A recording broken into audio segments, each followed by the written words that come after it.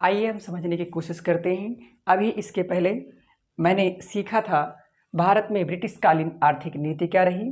British अर्थव्यवस्था का मुख्य रूप से एक ही सिस्टम हुआ करता था कि देश से अधिक कितना हम भू राजस्व वसूल कर सकें, अर्थात अपना फ़ायदा हम कर सकें। हमने इन सभी चीज़ों को देखा था और हमारे व्यवस्था के अंतर्गत कि भारतीय किसानों की स्थितियां क्या रहीं, यहाँ से बुनकर पूरी तरह से समाप्त हो गए। आपको ये पता होना चाहिए कि कैसी स्थितियां रहीं। तो आइए हम समझते हैं आगे स्थायी बंदोबस्त क्या है स्थायी बंदोबस्त। तो देखिए, स्थायी बंदोबस्त की थोड़ा हम पूर्व की जानकारी ले लेते हैं। तो 1772 ईस्वी में यानी हमने ये सीखा था कि प्लासी और बक्सर युद्ध के बाद 1772 ईस्वी में वारेन हेस्टिंग्स के समय यह व्यवस्था को 5 साल के लिए कर दिया गया था, जिसे हम इजारेदारी व्यवस्था कहते हैं। 1776 में भू राजस्व नीति के अंतर्गत रेवेन्यू बोर्ड की स्थापना की गई और 1777 में इस व्यवस्था को इस प्रकार से सालाना कर दिया गया। 1790 में इजारेदारी व्यवस्था को 10 वर्षीय कर दिया गया और इसी समय 1793 ईस्वी में इसे स्वीकृति मिली और इसी इजारेदारी व्यवस्था का नाम परिवर्तित कर लॉर्ड कॉर्नवालिस के समय स्थायी बंदोबस्त कर दिया गया। तो इम्पॉर्टेंट है, पहला सवाल आपके वनडे के लिए ध्यान रखना क्या आएगा। स्थायी बंदोबस्त व्यवस्था। स्थायी बंदोबस्त व्यवस्था जैसे कि नाम से ही कन्फर्म है, यानी जो जमीन है उसे किसी व्यक्ति विशेष को दे दिया जाए स्थायी रूप से। ठीक है, तो वही है। तो स्थायी बंदोबस्त का जनक किसे कहा जाता है? इसे लॉर्ड कॉर्नवालिस। पहला आपका सवाल है, स्थायी बंदोबस्त कब प्रारंभ हुआ? 1793। ठीक है, इससे जमींदार पूर्ण रूप से मालिक होते थे, यानी जो जमीन होती थी, जमीन को बड़े लोग ले लेते थे, यानी जो धनी वर्ग होते थे वे जो है जमीन को ले लेते थे और लेने के बाद ये कहते थे कि हम सर्वाधिक, यानी पीछे सीख चुके हैं इजारेदारी व्यवस्था में ये होता था, जो सर्वाधिक टैक्स वसूल करके देता था, ये बोली लगाता था, उसे ही जमीन दे दी जाती थी। तो वही व्यवस्था यहाँ पर थी। ठीक, तो इसका जमींदार जो है पूर्ण रूप से स्वामी हो गया था। जैसे कहने का मतलब, हमने अंग्रेजों से कहा कि हमें आप जमीन दे दीजिए, हम आपको टैक्स देंगे। जैसे सोच करके देखो, अगर 100 रुपये वहाँ से राजस्व मिल सकता था, हमने कहा कि हम 110 रुपये देंगे, तो 10 रुपये कहाँ से आएगा? 10 रुपये वहीं से तो आएगा कि हम आपसे ही तो लेंगे ना, आप कृषक हैं, आपसे ही तो लेंगे। और सोचो 10 रुपये लेंगे तो 10 रुपये तो एक्स्ट्रा लेना है, हम अपने लिए भी कुछ रखेंगे, अर्थात पूर्ण रूप से शोषण किसका होगा? किसानों का ही होगा।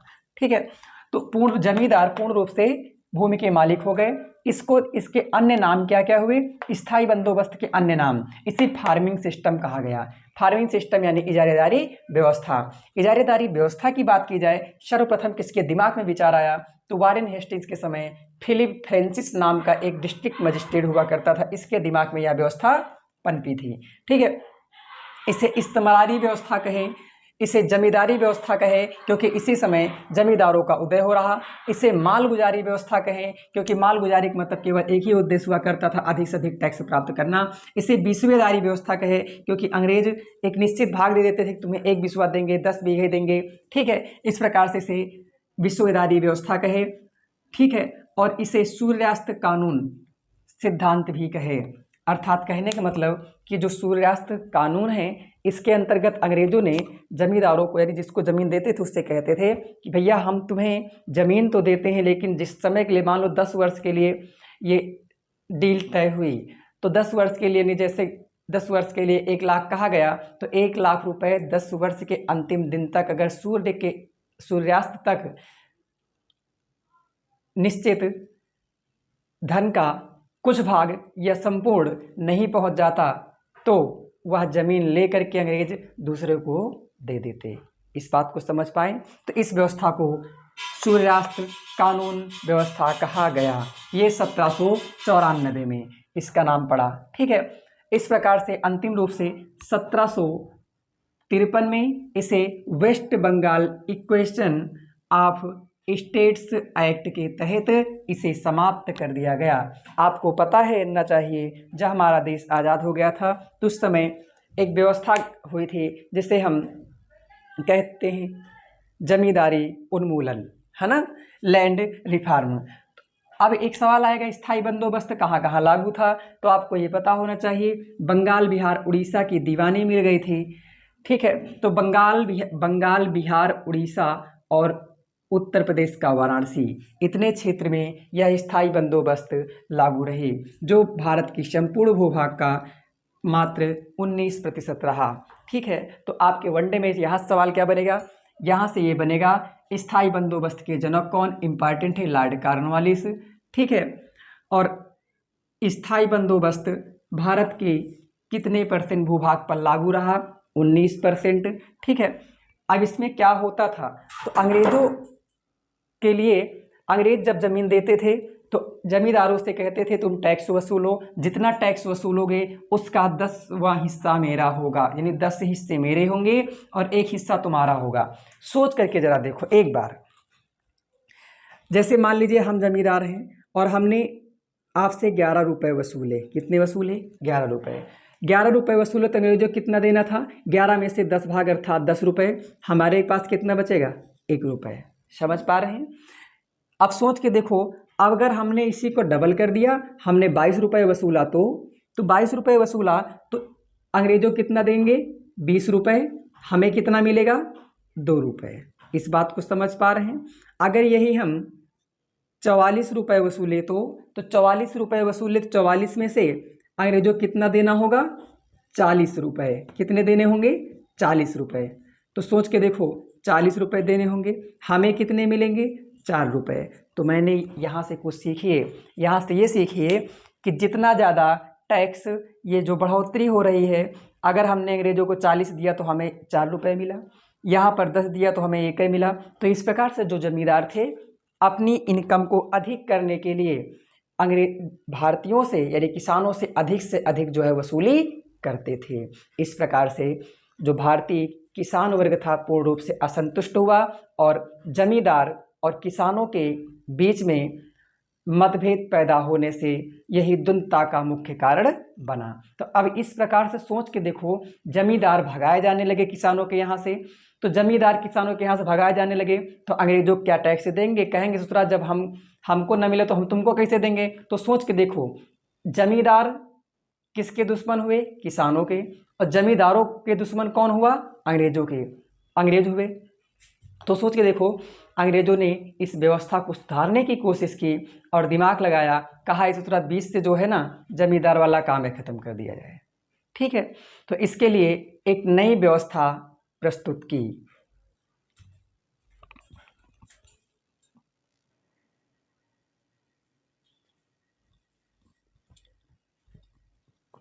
जब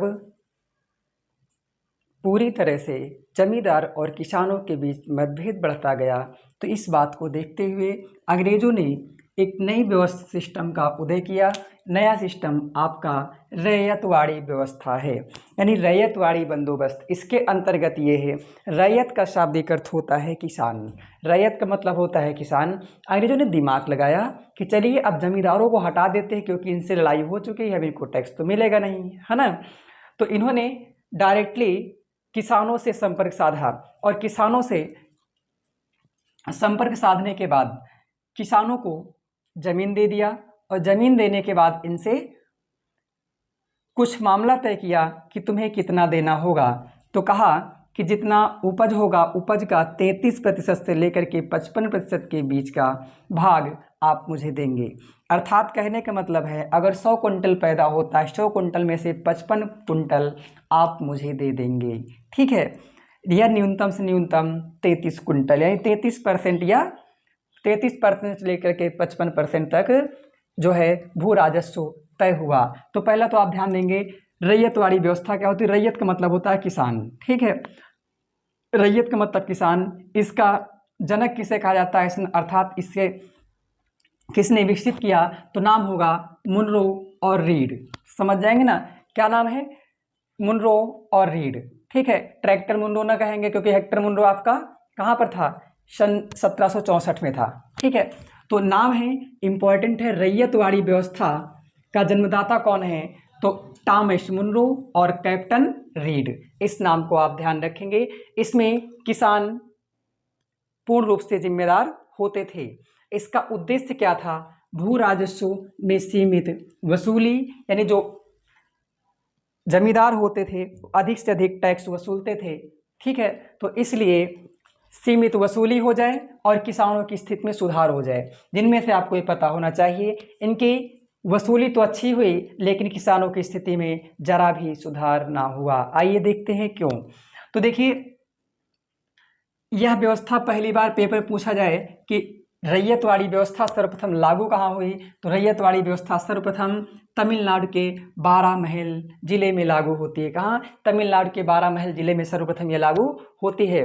उसके बाद जब यहाँ पर विकसित हो गया, ट्रायल हो गया, तो इसके बाद इसे मद्रास, बम्बई, पूर्वी बंगाल, असम और कुर्ग यानी कर्नाटक, ठीक है, यहाँ पर इतने क्षेत्रों में लागू हो गया, जो संपूर्ण भारत के भारतीय भूभाग का 51% है। तो आपसे कभी पूछा जाए कि सर्वाधिक कौन सी व्यवस्था भारत के सर्वाधिक क्षेत्रफल पर लागू रही, तो ध्यान देना होगा किसान वाली, अर्थात रैयतवाड़ी व्यवस्था। समझ जाएंगे। एक एक्स्ट्रा पॉइंट जान लीजिए, मद्रास का फाउंडर कौन है, तो मद्रास का फाउंडर फ्रांसिस डे है। कौन? फ्रांसिस डे है, ठीक, मद्रास का फाउंडर फ्रांसिस डे है। बम्बई का फाउंडर ये जो है गेराल्ड अंगियार है। कौन? गेराल्ड अंगियार। बम्बई का फाउंडर गेराल्ड अंगियार है और बम्बई किस द्वीप पर है? शालसेट द्वीप पर। इस बात को जानकारी आप याद रखे रहेंगे। कभी आपसे पूछा जाए स्वतंत्र बंगाल का फाउंडर कौन है, स्वतंत्र बंगाल का फाउंडर मुर्शीद कुली खां है। कौन? मुर्शीद कुली खां। इसने अपनी राजधानी मुर्शिदाबाद बनाई थी। असम की बात की जाए, असम का प्राचीन नाम आपका हुआ करता था कामरूप। क्या नाम था? कामरूप, ठीक है। अहोम जनजाति यहीं पर पाई जाती है, ठीक है। ये बात उम्मीद करते हैं आपको समझ में आई होगी। तो रैयतवाड़ी व्यवस्था का जनक किसे कहा जाता है? कैप्टन रीड और टॉमस मुनरो। इनका उद्देश्य क्या था? किसानों की स्थिति में सुधार करना, लेकिन ये हुआ नहीं हुआ, ठीक है। और ये जो है कुल मिलाकर के 51% भूभाग पर लागू रही और इसमें देना कितना होता था? 33% से लेकर के 55% तक अंग्रेजों को देना होता था। तो इसमें सोच करके देखो, अगर आप हैं, हम अंग्रेज हैं, आप किसान हैं, तो आपसे हमने कहा कि जितना उगाओगे 33% से लेकर के 55% तक आप मुझे देंगे। तो सोच के देखिए, आज की महंगाई में सब कुछ इतनी सारी समस्याएं हैं, तो अगर फसल नष्ट हो गई तो क्या हुआ, ठीक है, तो क्या हुआ? तब तो सोच करके देखो, आपको मुझे देना है चाहे जैसे, तो ये कैसे होगा? तो किसान जो है साहूकार यानी लोगों से कर्ज लेने पर मजबूर हुए। तो कर्ज लेने पर मजबूर हुए तो पहली बात तो वो पहले से ही कर्जदार है, महाजनों का और कर्जदार हो गया। इस प्रकार से महाजन कोच रहे थे, भैया हमें कर्जवा दो, हम जो है कर्जा लियो उसे दो उसे दो। तो सोच के देखो, ये जो है इस समस्या से महाजन और किसानों के बीच में द्वंद्वता छिड़ गई, यानी महाजन और किसानों के बीच में द्वंद्वता छिड़ गई। इस बात को ध्यान रखेंगे। तो इस व्यवस्था से निपटने के लिए अंग्रेजों ने एक नई नीति लागू की, उसे हमने महालवाड़ी व्यवस्था कहा। क्या कहा?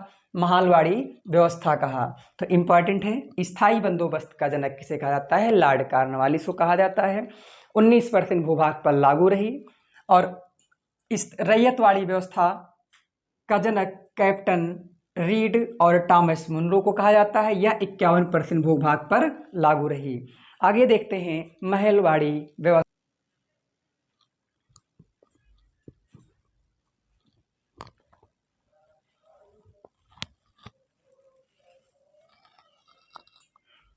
देखो, जैसे अभी देखा हमने 1878, अब 1879 यानी 18 से ये 1879, 1879 में देश में रैयतवाड़ी व्यवस्था के अंत के विरोध में सर्वप्रथम विद्रोह दक्कन क्षेत्र में हुआ। तो इस प्रकार से जब दक्कन क्षेत्र में विद्रोह हुआ तो इसके परिणाम स्वरूप दक्कन कृषक आयोग की स्थापना 1879 में होती है, ठीक है। तो इस प्रकार से रैयतवाड़ी व्यवस्था को भी समाप्त कर दिया गया और बाद में अंग्रेजों ने तीसरी नीति लागू की। तीसरी नीति को कहा गया महालवाड़ी व्यवस्था। महाल का मतलब होता है गांव, यानी पूरे के पूरे गांव को जो है ठेके पर अंग्रेज दे देते थे। पूरे पूरे जो गांव होता था, गांव को अंग्रेज जो है ठेके पर दे देते थे पूरे लोगों को। कहते थे भैया एक काम करो, इसमें तुम जितना जो भी करना सब करते रहना, बस उसमें टैक्स मुझे देना। तो सोच करके देखो, तो किसान जो गांव वाले होते थे वो किसी पढ़े लिखे व्यक्ति को पकड़ लेते थे, उससे कहते भैया हमारी जिम्मेदारी तुम ले लो, सब कुछ हम कमा करके दे देंगे। और इस प्रकार से एक नए व्यक्ति का उदय यहाँ पर हुआ। वह व्यक्ति जो कहलाया, वह जो है गांव वालों का प्रतिनिधि कहलाया। ठीक है, इस प्रकार से जो पढ़ा लिखा व्यक्ति होता वह पढ़े लिखे के आधार पर घोटाले करता, और घोटाले करते करते एक बार पुनः कृषक यानी किसान या गांव वाले एक बार फिर से क्या हो गए, पूरी तरह से भ्रष्टाचार का केंद्र बनकर रह गए और गरीबी, लाचारी, बेरोजगारी की गोद में जाकर ये ओझल होते गए। ठीक है, आइए देखते हैं। पहला सवाल आपके वनडे में बनेगा, महलवाड़ी व्यवस्था का जनक किसे कहा जाता है? Holt Mackenzie. ठीक है, हाल्ट मैकेंजी, इतना ध्यान देना होगा। ठीक है, इसमें सुधार के लिए मार्टिन बर्ड और जेम्स टॉमसन, इन दोनों लोगों ने एक व्यवस्था शुरू की। कैसी? भू राजस्व लेने की। इसे हम बाद में मार्टिन बर्ड योजना कहा गया। इसके अंतर्गत मतलब आज जैसे लेखपाल होते हैं, ये नक्शा लेकर के आते हैं, कहते तुम्हारा इतना लगाना आता है, इतना लगाना आता है ना, और अमीन आते हैं। तो ये व्यवस्था किसने प्रारंभ की? यह व्यवस्था मार्टिन बर्ड और जेम्स टॉमसन यानी मार्टिन बर्ड योजना के अंतर्गत प्रारंभ की गई। इसमें मानचित्र का पहली बार प्रयोग और पंजीकरण की व्यवस्था प्रारंभ की गई, यानी एक ही व्यक्ति के नाम से जमीन कुल मिलाकर के पंजीयन होने लगा। ठीक है, जैसे लगान गांव में वसूलते जानते हैं। ये किसने क्षेत्र पर लागू हुई? ये उत्तर प्रदेश, आज का यूपी, एमपी और जो है आपका पंजाब क्षेत्र। कौन? पंजाब क्षेत्र। इतने क्षेत्र पर यह लागू रही। कुल मिलाकर के संपूर्ण भारत का 30% भाग था। ठीक है, यह जानकारी आपको पूरी तरह से समझ में आई होगी। इस प्रकार से जो किसान थे अपना प्रतिनिधि चुनते गए और प्रतिनिधि चुन करके खुद भ्रष्टाचार का केंद्र बनकर रह गए। ठीक है, तो अब यहाँ से हम जानकारी पूरी तरह से आपको समझ में आई होगी। ठीक है, एक बार हम पुनः रिवीजन करते हैं। किसका? जो आपके वनडे में पूछा जाएगा, इतना पूछा जाएगा, स्थायी बंदोबस्त का जनक कौन? तो लॉर्ड कॉर्नवालिस। ठीक, स्थायी बंदोबस्त का जनक कौन? Lord Cornwallis. कितने % भूभाग पर रही? 19% भूभाग पर। ठीक है, दूसरा आएगा रैयतवाड़ी व्यवस्था। इसका जनक कौन? तो इसका जनक टॉमस मुनरो और कैप्टन रीड। टॉमस मुनरो और कैप्टन रीड। ये कितने % भाग पर? 51% भाग पर। सर्वप्रथम कहाँ? 12 महल, तमिलनाडु में। और लास्ट है महलवाड़ी व्यवस्था। महलवाड़ी व्यवस्था का जनक कौन? Holt Mackenzie. क्या नाम है? Holt Mackenzie. ये कितने % भाग पर? तो 30% भूभाग पर। इस बात को आप ध्यान रखोगे। ठीक है, हम उम्मीद करते हैं यह सारी फार्मिंग सिस्टम आपको समझ में आई होंगी। आगे की जानकारी अगली क्लास में दी जाएंगी। आप वीडियो को अधिक से अधिक लाइक, शेयर, कमेंट, सब्सक्राइब जरूर करें। धन्यवाद।